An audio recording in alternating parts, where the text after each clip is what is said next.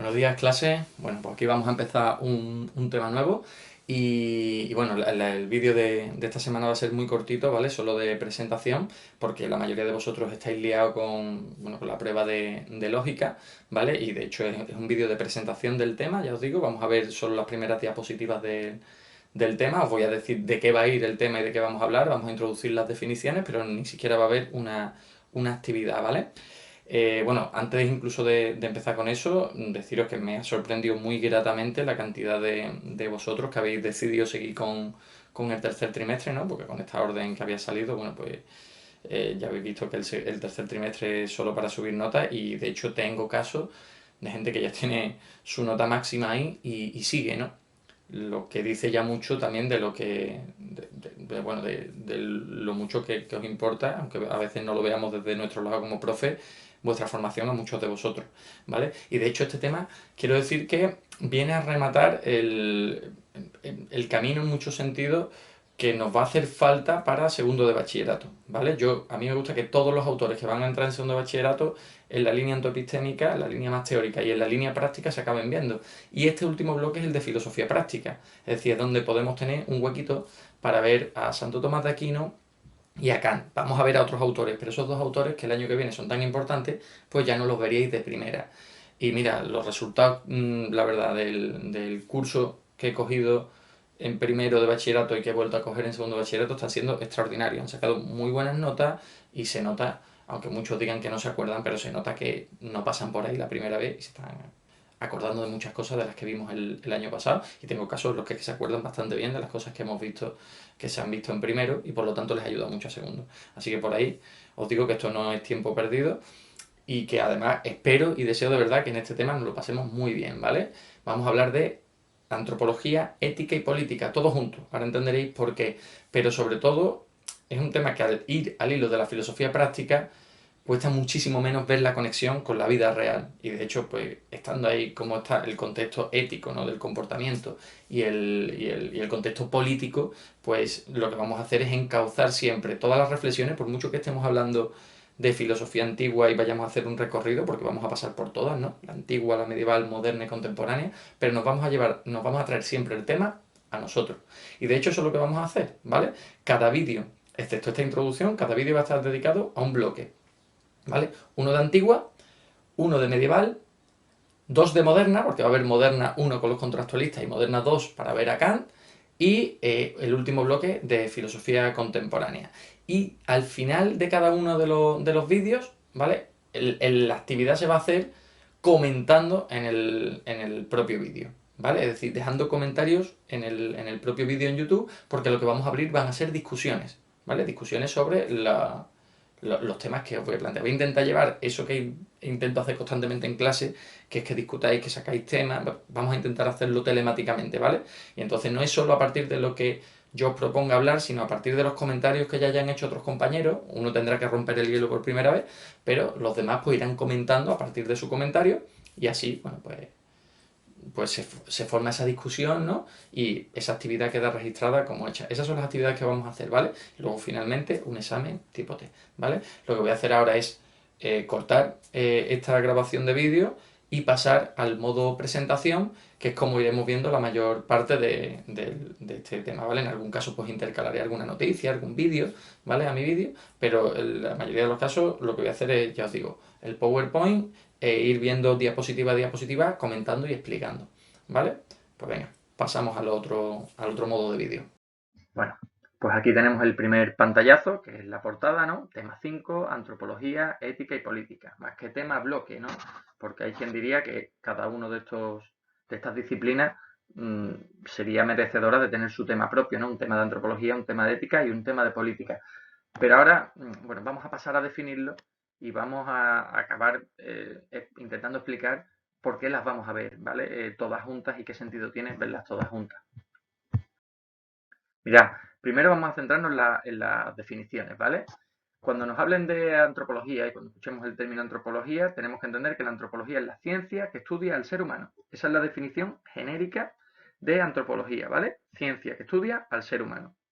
Pero es verdad que la antropología tiene tres vertientes diferentes, ¿vale? La antropología física, que es el estudio de nuestros cambios y adaptaciones físicas, básicamente la imagen que os he puesto, digamos, representaría esa antropología física, ¿no? El estudio de los homínidos, de nuestra evolución, ¿vale? El estudio físico, ¿no? Fisiológico del ser humano, ¿vale? Esa sería la antropología física. Por otro lado, tenemos la antropología cultural, ¿vale? Que es el estudio, pues eso, de culturas y sociedades humanas, ¿vale? Cómo nos agrupamos, cómo vivimos en sociedad y qué somos también como producto cultural, ¿no? Los antropólogos suelen decir que los seres humanos tienen dos naturalezas, ¿no? Una naturaleza biológica y nuestra segunda naturaleza es una naturaleza social, porque el ser humano vive necesariamente en sociedad. Es algo que lo vamos a ver y va a tener muchísima importancia cuando lleguemos a la modernidad y hablemos de los contractualistas, pero también ya en la filosofía antigua vamos a ver cómo Aristóteles hacía mención a esa idea de que somos animales políticos, animales sociales. ¿Vale? Y finalmente, la antropología filosófica, ¿vale? El estudio filosófico, el intento de comprender cuál es la esencia del ser humano, ¿no? Qué es lo que somos y que por motivos obvios, pues es en la que más nos vamos a centrar, ¿vale? Se suele, cuando hay un tema de antropología en primero de bachillerato, se suele meter un poco de todas estas.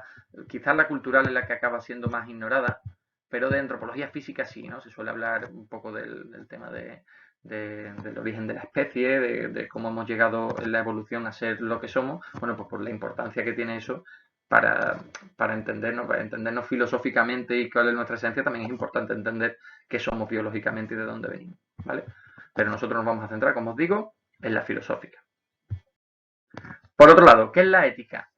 Bueno, la ética es el estudio de la moral. De hecho, ética y moral son palabras que probablemente para vosotros sean sinónimos, y es que se utilizan en el día a día como sinónimos, ¿no?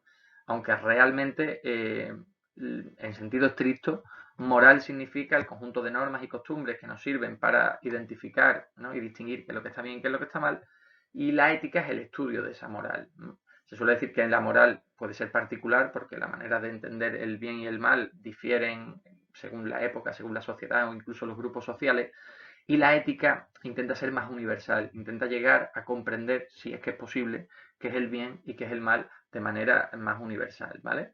Pero su definición, digamos, más genérica es esta, ¿no? La ética es el estudio de la moral, y si entendemos la moral como la distinción del bien y el mal, ¿no? Las normas que nos sirven para distinguir el bien y el mal, pues la ética sería el estudio de esas normas que nos sirven para distinguir el bien y el mal.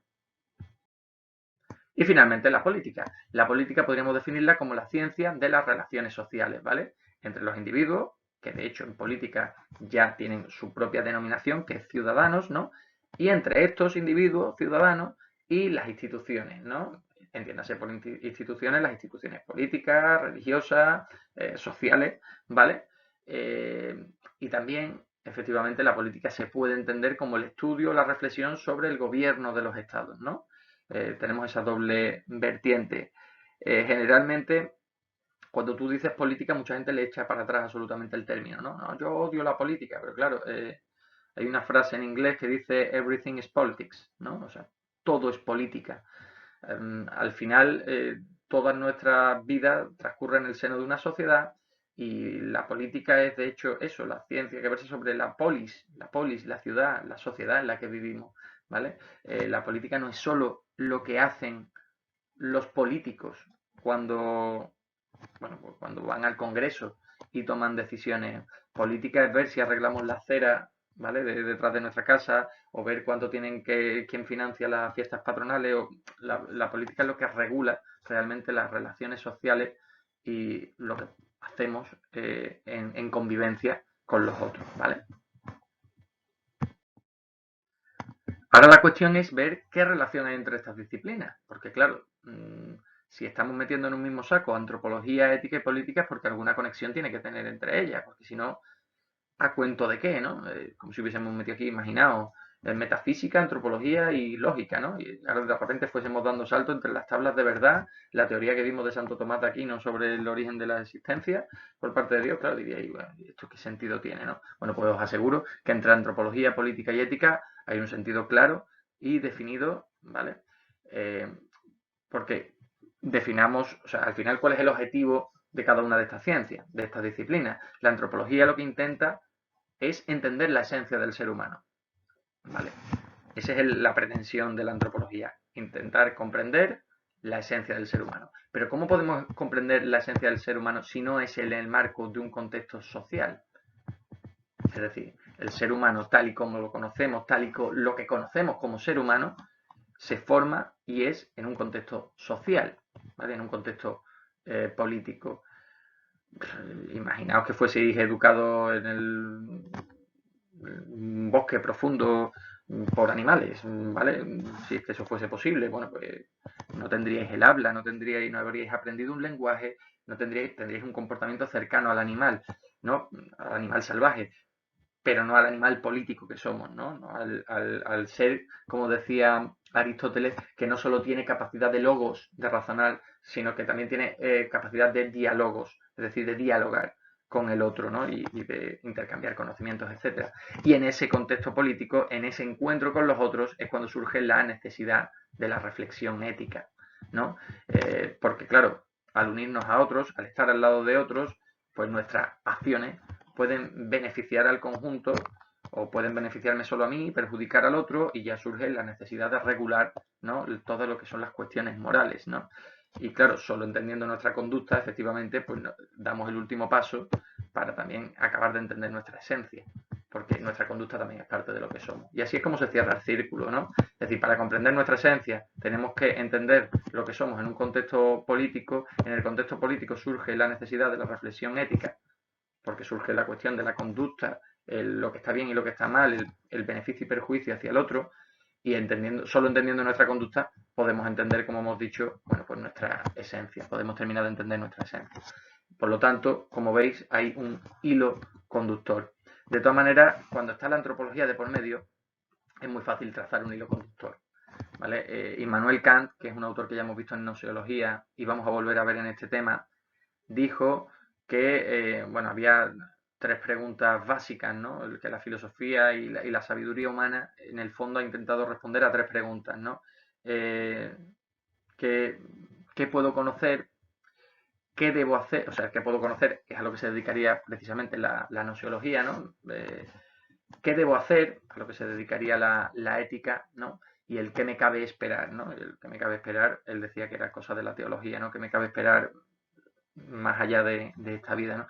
Y decía, que es a lo que voy, que todas las preguntas en el fondo, que esas tres preguntas que son las más básicas y las más importantes, porque al final nos acaban llevando a las otras, pregunta, por ejemplo, la gnoseología me acaba llevando a la metafísica, ¿no? Porque el que puedo conocer me acaba llevando a que sobre qué me pregunto, sobre la realidad que me circunda, ¿no? Bueno, pues todas esas preguntas al final me acaban llevando a una única pregunta, decía que es la más importante, que es ¿qué es el hombre? Es decir, Kant no estaba diciendo ninguna tontería y dice algo bastante interesante. Básicamente lo que está diciendo es que todas las preguntas que se hace el ser humano están dirigidas para llegar a entenderse a sí mismo, ¿no? O sea, todas nuestras ciencias lo que han buscado siempre es comprender qué somos en una faceta o en otra, ¿vale? Pero al final lo que queremos es indagar sobre lo que decimos aquí que es la esencia, ¿no? ¿Vale? Bueno, pues con esa antropología como tronco, digamos, como reflexión primera, y vais a ver lo importante que es, porque al final, por ejemplo, cuando veamos las teorías contractualistas, ¿no? Las teorías políticas de la modernidad, vais a ver cómo cada una de ellas parte de una visión diferente de lo que es la esencia del ser humano, ¿vale? Y vais a ver qué discusión tan interesante se forma ahí. Y finalmente, último pantallazo, ¿vale? Para hoy, pues esto, ¿no? Es decir, lo que haremos va a ser apoyarnos en estas disciplinas que vamos a ver, en estas tesis sobre nuestra antropología, sobre qué somos, sobre la ética, ¿no? Cómo nos comportamos, cómo nos deberíamos comportar, y sobre la política, cómo deberíamos gestionar la sociedad, para ver claves, ¿vale? Para entender nuestra situación actual en el mundo. Esto es lo que a mí me gusta, ¿vale? No sé si con acierto o con fracaso, os lo he intentado hacer ver durante todo el año, ¿no? Lo que a mí me gusta es que extraer la filosofía aquí, ¿no? Bajarla, como digo yo, a la tierra, bajarla al suelo y que nos sirva para reflexionar sobre nosotros mismos y sobre lo que estamos viviendo y, bueno, sobre las cuestiones que realmente nos importan y nos interesan.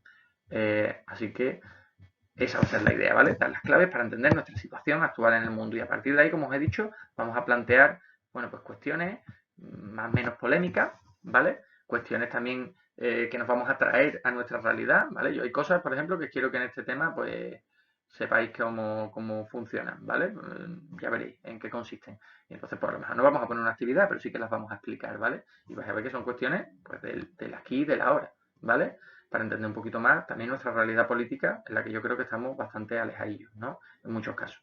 Así que bueno, no me enrollo más, Lo dejamos aquí, ¿vale? Hasta la siguiente sesión, en donde ya empezamos con filosofía antigua y vamos a ver teorías antropológicas, éticas y políticas en la antigua Grecia. Chao, chao.